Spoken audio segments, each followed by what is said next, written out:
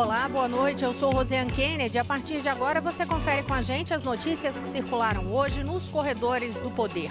Os integrantes da Força Nacional começaram a chegar hoje aos estados do Amazonas e Roraima para dar reforço no enfrentamento da crise carcerária. E outras unidades da federação também solicitaram apoio federal.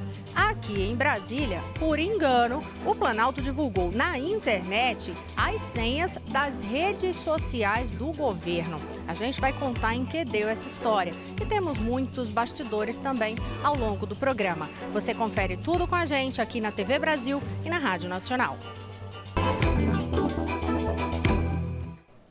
A gente começa justamente falando sobre essa situação da crise carcerária no país, especialmente na região norte, até porque tem essa confirmação de que hoje os integrantes da Força Nacional começaram a chegar aos estados que fizeram a solicitação. Quem tem detalhes sobre esta ação é a repórter Jéssica Gonçalves, diretamente do estúdio da Rádio Nacional.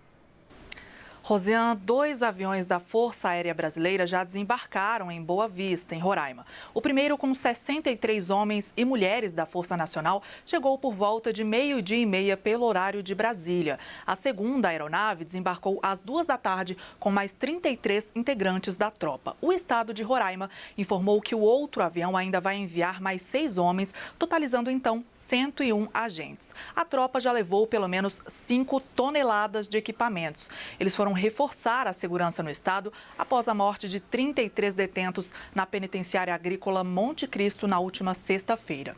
Já em Manaus, os primeiros agentes da Força Nacional começaram a chegar na madrugada de hoje. 3 aviões desembarcaram na capital do Amazonas até agora. Outros 5 estados também pediram ajuda federal para conter a crise nos presídios: Acre, Rondônia, Mato Grosso do Sul e Tocantins. Eles querem a transferência de presos e também equipamentos como coletes à prova de balas, munição para treinamento, granadas de gás para eventuais rebeliões e armas. Está previsto ainda o envio de um micro-ônibus para transportar presos em Tocantins e de um helicóptero para o estado do Amazonas. Rosiane. Obrigada. Eu acho que a gente tem informações, inclusive, sobre reuniões hoje envolvendo o ministro da Justiça, o Alexandre de Moraes. E quem tem detalhes para a gente é o repórter Paulo Leite.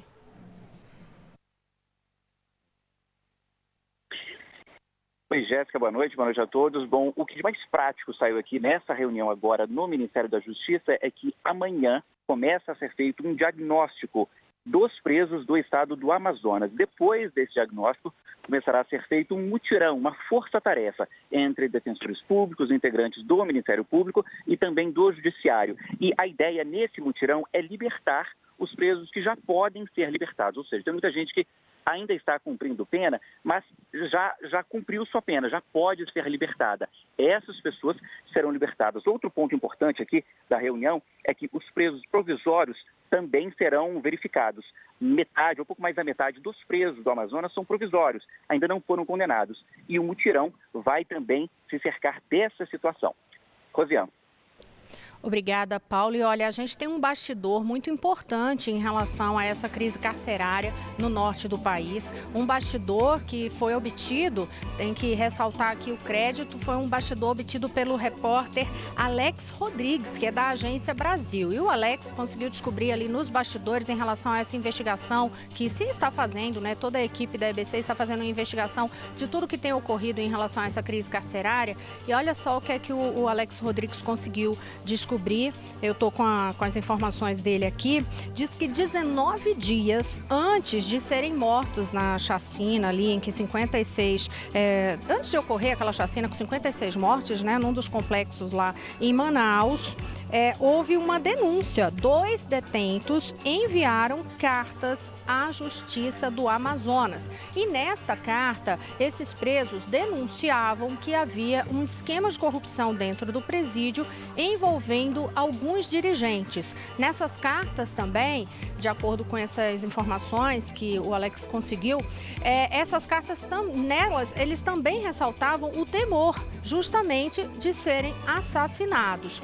Esses documentos documentos foram entregues à Defensoria e aí, de acordo com a informação da Agência Brasil, esse bastidor obtido por Alex Rodrigues, a Defensoria protocolou isso no processo de um dos presos, isso lá em 14 de dezembro. Então, quer dizer, bem antes, de fato, do que foi essa chacina, esse massacre no presídio em Manaus. E aí, aqui também houve uma resposta, a reportagem lá, o Alex procurou a Justiça no Amazonas e, de acordo com a informação dele, o juiz Luiz Carlos Valois, eu acho que a pronúncia é Valois, mas enfim, escreve Valois, informou por meio da assessoria do Tribunal de Justiça do Amazonas que não recebeu em mãos o pedido da Defensoria Pública e os documentos citados e nem sequer foi procurado pela defesa dos presos para tratar do assunto. De toda forma, essas cartas foram protocoladas. A gente conseguiu esse bastidor aí por meio da reportagem da agência, uma reportagem que o Alex vai publicar na Agência Brasil detalhadamente. Se você quiser saber o teor, a íntegra do teor dessas cartas, quiser saber também quem foram exatamente esses presos que fizeram essa denúncia, é só entrar lá no site da Agência Brasil, agenciabrasil.ebc.com.br. A gente continua falando sobre crise no sistema carcerário para contar uma história que foi lá no Rio de Janeiro. Porque no Rio de Janeiro, para piorar a situação toda, lá no complexo de Bangu, ficou faltando água. Aí o que aconteceu? Os presos filmaram tudo. E o que é que isso expõe? Que, mais uma vez, celular entra ali para fazer festa. Entra facinho. Aliás, entra mais fácil do que água, pelo visto, né, no próprio presídio. Mas aí a gente tem as informações diretamente do Rio de Janeiro. Vamos conferir.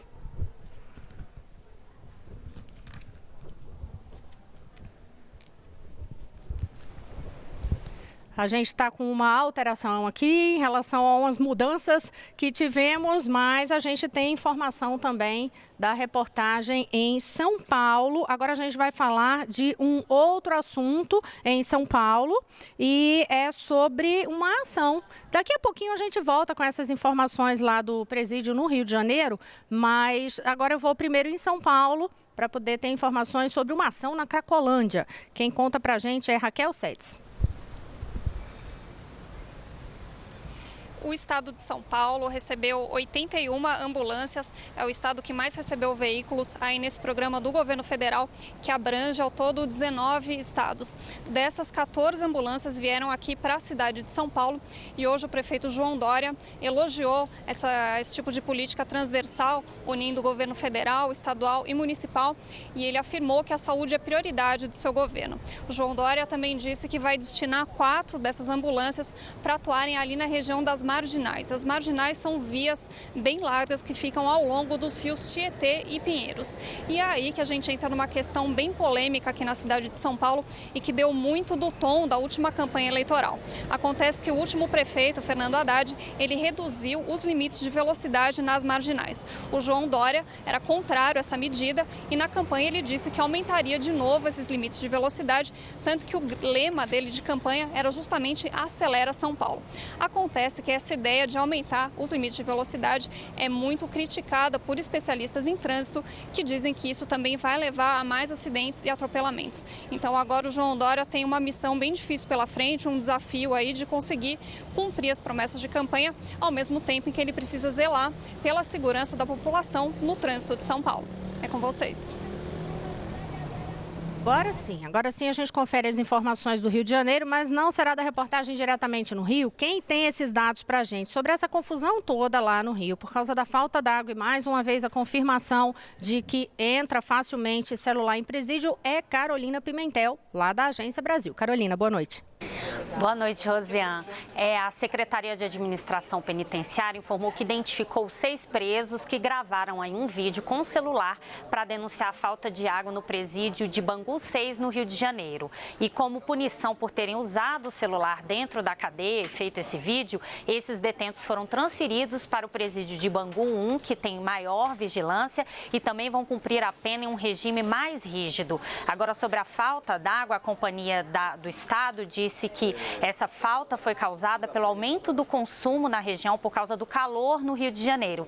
E a Secretaria de Administração Penitenciária diz que o fornecimento em Bangu 6 está sendo normalizado. Rosiane.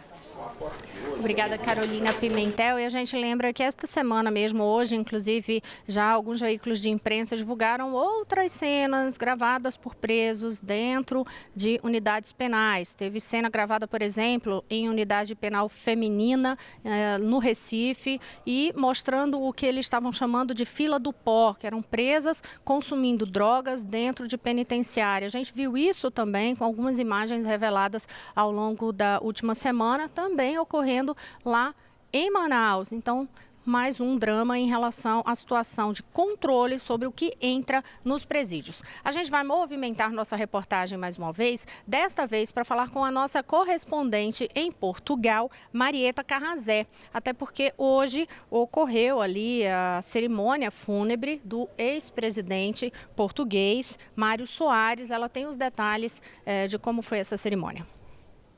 O funeral do ex-presidente português Mário Soares terminou hoje por volta das 14h em Lisboa. Mais de 500 convidados participaram das homenagens no pátio interior do Mosteiro dos Jerônimos, na capital portuguesa. O presidente Michel Temer assistiu à cerimônia ao lado do ex-presidente José Sarney, que o acompanhou na viagem. Temer declarou à imprensa que Soares incrementou a relação dos dois países enquanto esteve no poder. Mário Soares é considerado um dos grandes nomes da democracia portuguesa. Ele lutou contra a ditadura na década de 70, foi preso e exilado na França. De volta a Portugal, o político socialista construiu uma trajetória reconhecida. Foi ministro dos Negócios Estrangeiros, presidente da República entre 86 e 96 e primeiro-ministro por 2 vezes. Soares também é lembrado por ter encabeçado o processo de adesão de Portugal à União Europeia. Portanto, as informações de Marieta Carrazé, diretamente de Portugal. Ainda falando sobre cerimônias fúnebres, uma informação aqui do Brasil, que quem traz para a gente é Carolina Pimentel, a respeito daquele caso do embaixador grego. Carolina. Bem, Rosiane, o governo brasileiro fez hoje uma homenagem na base aérea do Galeão, no Rio de Janeiro, uma cerimônia fúnebre em homenagem ao embaixador da Grécia no Brasil, Kyriakos Amiridis, que foi morto no Rio no final do mês passado. A cerimônia foi fechada para a família do embaixador e para autoridades. O presidente Michel Temer, que está em Portugal, foi representado pelo subsecretário-geral do Itamaraty, José Antônio Marcondes de Carvalho. O corpo do embaixador será sepultado na Grécia. O corpo foi encontrado carbonizado dentro de um carro em Nova Iguaçu. O embaixador foi morto por um policial que confirmou que disse que era amante da esposa do diplomata. E os dois estão presos. Rosiane. Obrigada, Carolina Pimentel. Todos os detalhes no site agenciabrasil.ebc.com.br. No próximo bloco, você confere com a gente essa situação, aí, essa atrapalhada que terminou ocorrendo hoje, que foi a divulgação na internet de senhas das redes sociais do governo federal. Vamos saber exatamente o que aconteceu, se o problema já foi resolvido e se vai ser investigado o caso, o que é que já se avançou em relação a isso. E a gente vai contar para vocês também como é que está a corrida presidencial aqui na Câmara dos Deputados, onde a gente está hoje, aqui nos corredores do poder, porque agora começou oficialmente. A gente sabe que desde dezembro os candidatos vinham correndo aí fazendo campanha, mas aí esta semana alguns formalizaram a candidatura para esse cargo de presidente da Câmara dos Deputados. Daqui a pouquinho eu volto já.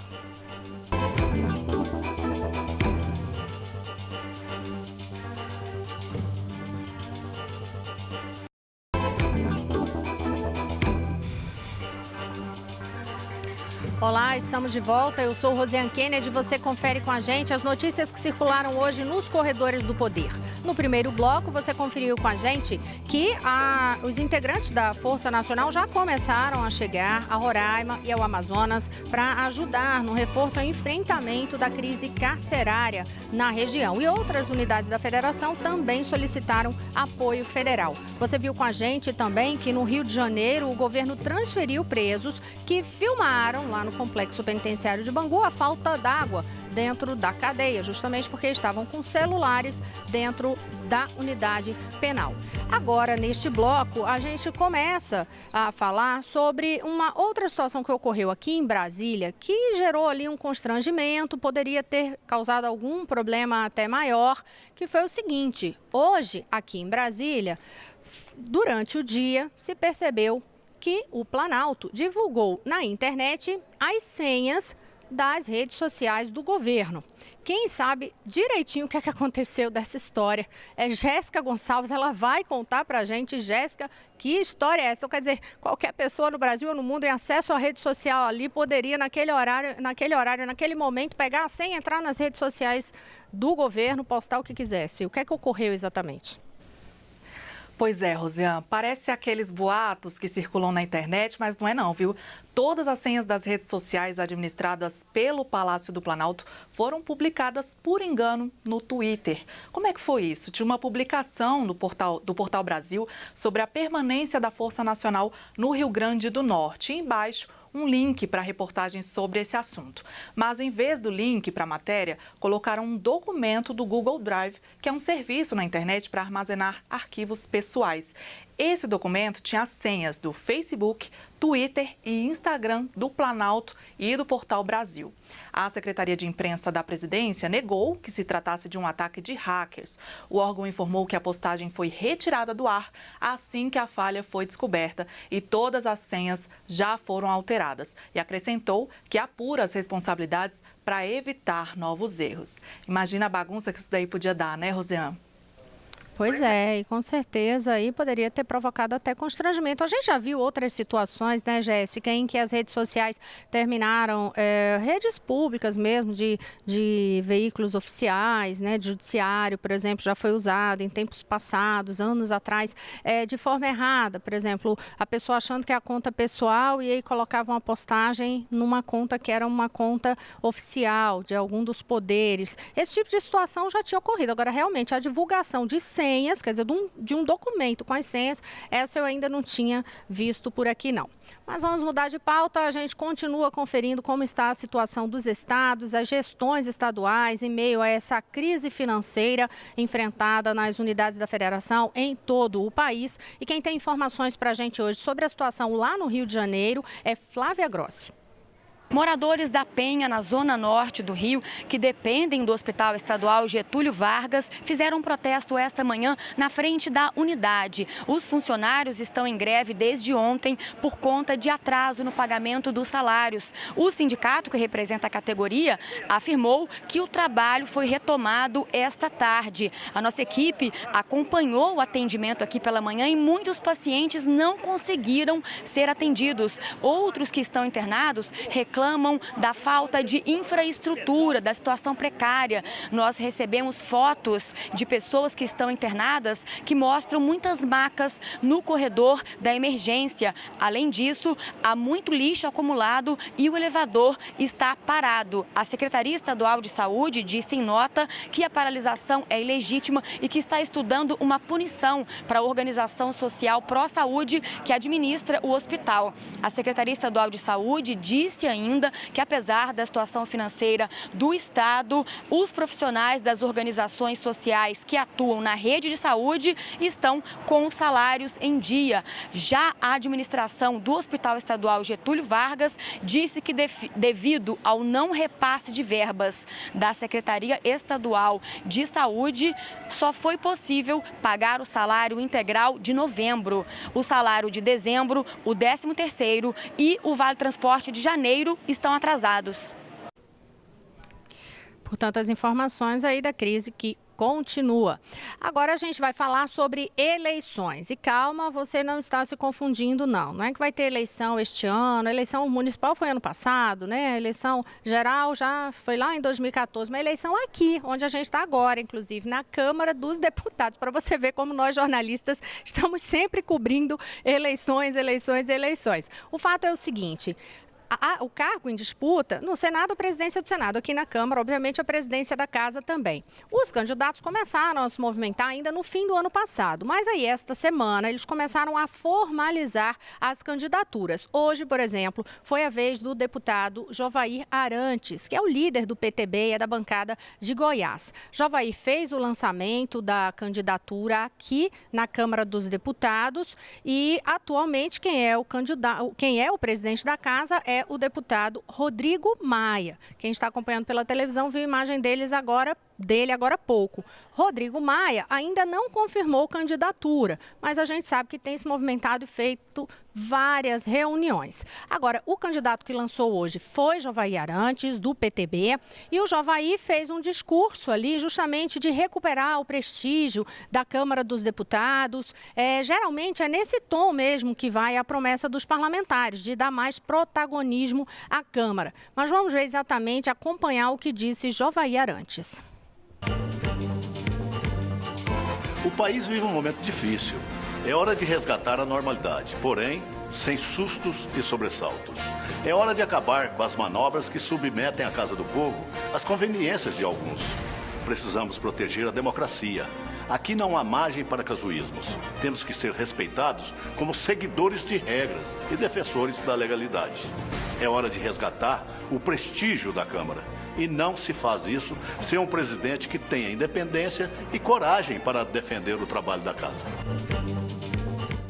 Quem também fez um discurso de independência e de valorização dos deputados foi o parlamentar que lançou formalmente a candidatura dele ontem, Rogério Rosso, que é do PSD aqui do Distrito Federal. Vamos acompanhar o que ele disse. Quanto mais forte tiver o Legislativo Federal, quanto mais forte tiver a Câmara dos Deputados, mais forte vai estar a democracia. Não tenha dúvida disso. Unida. Na Câmara dos Deputados nós somos dezenas de partidos políticos, 513 deputados, com visões diferentes no campo da ideologia, com visões distintas sobre várias matérias, mas somos uma só Câmara dos Deputados. E a união da Câmara dos Deputados, dos parlamentares, é exatamente o que reforça a democracia e reforça esse pacto que nós precisamos ter de toda a sociedade brasileira para que juntos a gente possa enfrentar todos esses desafios que vêm pela frente.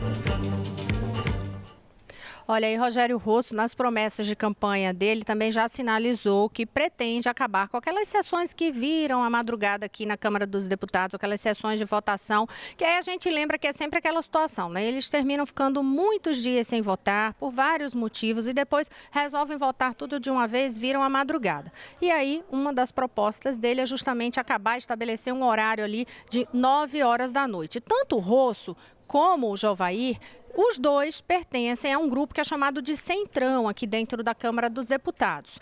É um grupo de partidos aliados ao governo Michel Temer e que foi um grupo que se fortaleceu, de fato, lá atrás, lá na candidatura à presidência da Casa do ex-deputado cassado Eduardo Cunha. Então, de lá para cá, o Centrão vem ainda fazendo esse domínio de espaço, mas agora com 2 candidatos. No entanto, eles já sinalizam aqui nos bastidores que na reta final de campanha pode haver uma união de candidaturas indo aí para quem estiver mais forte.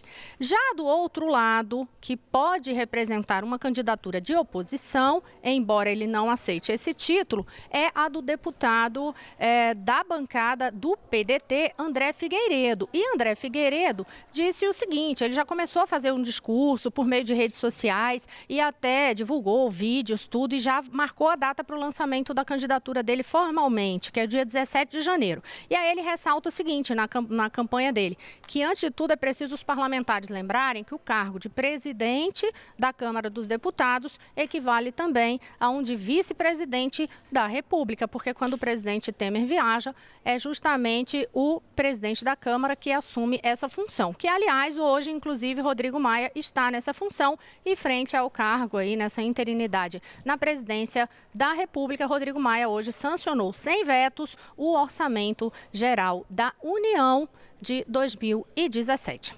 Agora vamos mudar a pauta novamente e falar de saúde. Quem tem informações para a gente sobre uma preocupação que tem mobilizado governos estaduais e também o governo federal é Jéssica Gonçalves sobre o temor da volta da febre amarela. Jéssica.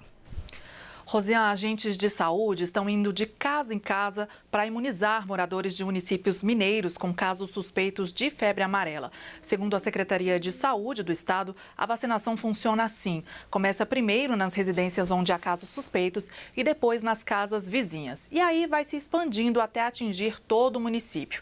Esse tipo de medida é usado quando há surto da doença. As cidades com casos suspeitos são 10: Ladainha, Malacacheta, Frei Gaspar, Caratinga, Piedade de Caratinga, Imbé de Minas, Entre Folhas, Ubaporanga, Ipanema e Inhapim, mas cidades vizinhas também podem entrar na lista. O público-alvo da vacina é toda a população acima de 6 meses de idade. Lembrando que quem for viajar para Minas também deve ser imunizado. Até agora foram registrados 23 casos de febre amarela no estado, com 14 mortes. Roseane. Obrigada, Jéssica Gonçalves. E a gente vai rapidamente à Agência Brasil, porque Carolina Pimentel tem uma atualização de informação importante sobre a crise carcerária, aquela chacina lá no Amazonas. Carolina. Rosiane, o governo do Amazonas afastou o diretor interino do complexo Anísio Jobim, onde teve aquela chacina de presos lá em Manaus. Ele foi afastado justamente depois da revelação aí de que presos denunciaram que existe um esquema de corrupção dentro do presídio. O diretor vai ficar afastado do cargo até que essa denúncia seja apurada e esclarecida. Rosiane. Obrigada, Carolina Pimentel. Portanto, todas as informações a gente lembra que você pode conferir no site agenciabrasil.abc.com.br. Você também pode nos passar uma mensagem em nossas redes sociais e acompanhar essa atualização em tempo real do nosso noticiário nos Corredores do Poder nas redes sociais da EBC. Tem o @agenciabrasil, @EBC na rede, @TV Brasil. Ou pode me passar uma mensagem, @Roseane Kennedy. Roseane com 2 N's, Kennedy com 2 N's e com DY. Tem uma dúvida, uma sugestão de pauta? Nos passa lá que a gente vai buscar informações para você. E só para encerrar, a gente lembra que hoje tem o discurso de despedida do presidente dos Estados Unidos, o Barack Obama, mas amanhã a gente conta exatamente como foi esse discurso. Portanto, até amanhã, meninas. Boa noite, Jéssica e Carol. Boa noite para vocês. Boa noite a todos. Boa noite a todos. Até amanhã. Boa noite. Até amanhã.